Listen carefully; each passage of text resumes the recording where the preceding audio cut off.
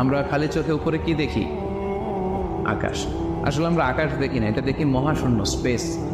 প্রথম আকাশ যে কত বড় তার কোনো হিসাব নাই।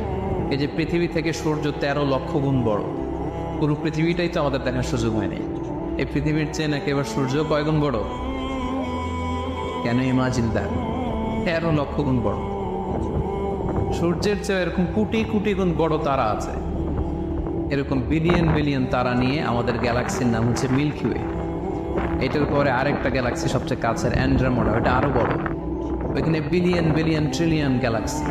এরকম প্রত্যেকটা গ্যালাক্সি ঘুরছে, প্রত্যেকটা তারা তাওয়াফ করছে মহাশূন্যে।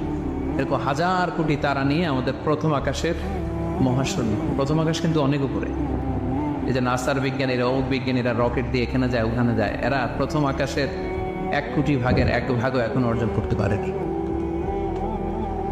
ওই প্রথম আকাশের পরে হচ্ছে দ্বিতীয় আকাশ।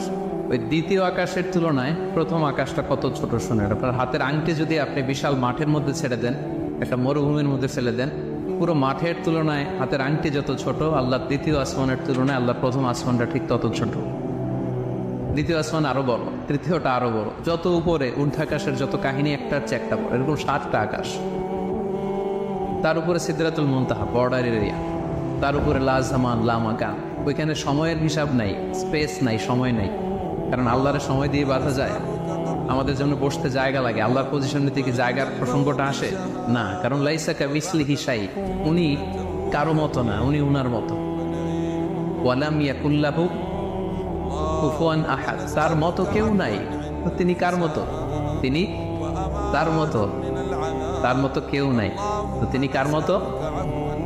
তিনি তার মতো। তার উপরে হচ্ছে আল্লাহর কুরসি, তার উপরে আল্লাহর আরশ, সেখানে আল্লাহর পর্দা। এই পর্দার পেছনে আল্লাহ তাআলার সত্তা। আমাদের বাড়ির পর্দাগুলো কি দিয়ে তৈরি বলেন তো? কাপড় দিয়ে। আল্লাহর পর্দাগুলো আলো দিয়ে তৈরি, নূরের পর্দা। পর্দাটাই আলো। এজন্য সাহাবারা জিজ্ঞেস করেছিলেন, ইয়া রাসূলুল্লাহ হাল রাআইতা রাব্বাক, আপনি কি মেরাজের রাতে আপনার রবকে দেখেছিলেন?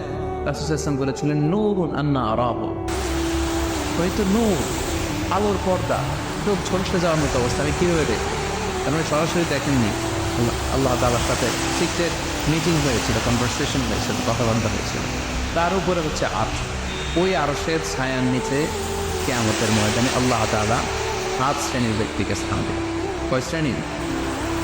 7 শ্রেণীর ব্যক্তিকে স্থান দিবেন। যে দিনটা হবে 50,000 সানা, 50,000 বছরের সমান একটা দিন। কেমন